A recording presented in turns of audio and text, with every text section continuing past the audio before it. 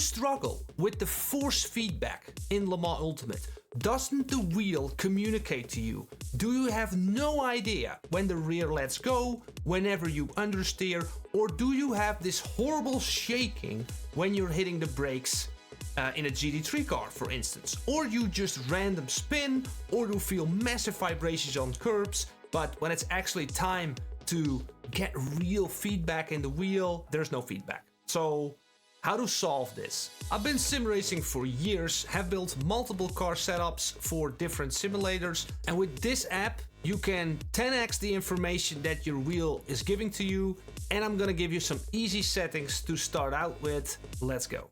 When you go to the description, there is a link to this GitHub page. You need to download the LMU FFB app. And here you need to be, so it's hard to find it when you look at it, but you need to click at Assets and download the zip file. When you downloaded the zip file, you need to extract, like unpack the settings, and I recommend you copy this map, Ctrl-C, to your program files on your particular disk, let's say over here, and copy it here. You can see here on the bottom, I copied it here.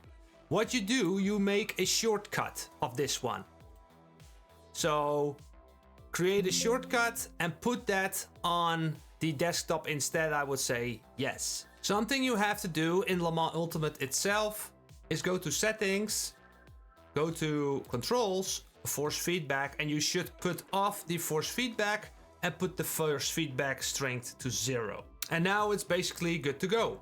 But before you can do that, you need to go here on the app itself and click your wheelbase. I have an Moza R9, and you want to get a preset over here. And that's right below here. And the one I recommend using, or what I'm using, I did not test it, there's so much testing options. You click the SimMagic Alpha 50 Newton meters, and you just drop the gain a little bit. Also, when you read the README file, it says go low first because it's like strong in the beginning.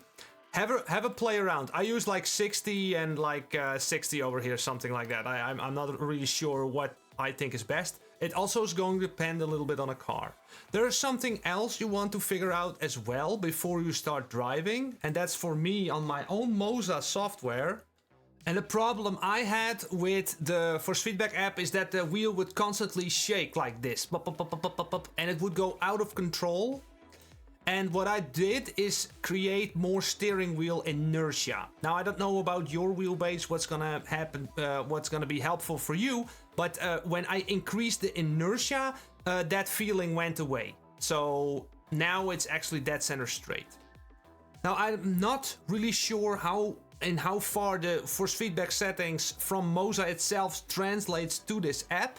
Forgive me my ignorance, but you can also go in the description. Those are my standard Moza R9 settings that I'm using for the ones who are interested.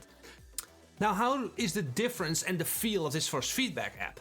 Well, imagine a hypercar, for instance, that it really feels the strength of a high-speed cornering and lots of details, but not to the extent where it's borderline like it used to be. So if I take a curb now, I get like a great feedback that is, yes, I feel the curb, but it's not extreme. But then when I'm on a hypercar with massive downforce, I can really feel that I'm pushing the wheels into some camber.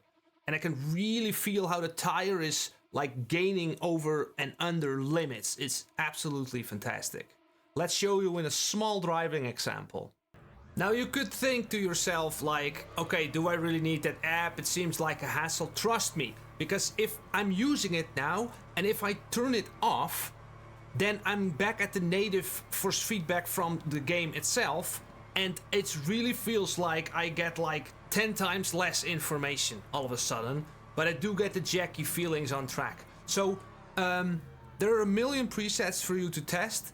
Like I said, I use the SimMagic 50 Newton meter settings, but what it means if I would steer, the difference is that when we have the force feedback on the driving itself, like when the speed increases, it starts to get heavier, and I really feel the forces of the car changing. So I can really feel the camber and the caster of the wheel. I can really feel when I'm going to the limit. So when I'm steering now into the corner, I feel the force is increasing on my wheel when I'm going from left to right, and it definitely like really explains to me on an intuitive level how much feeling I get. But I don't get this stupid borderline shakiness like this. So over here as well, on the feeling on the wheel, I can just feel like when I'm losing control, and it makes my driving so much more consistent.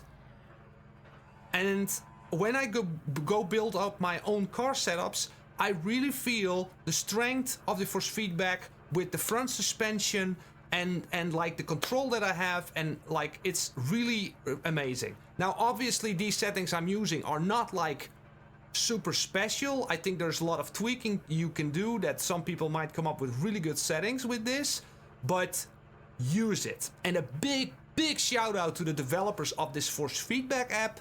And to me, I'd say make it premium. I mean, it's so good. It's really good. So try it out. It will improve your driving. It will be a lot better. Also, let me know in the comments what settings are you using, or what can help like better settings, or share it with me in Discord. I really love to hear it, and let me know if this was helpful. Thanks for watching.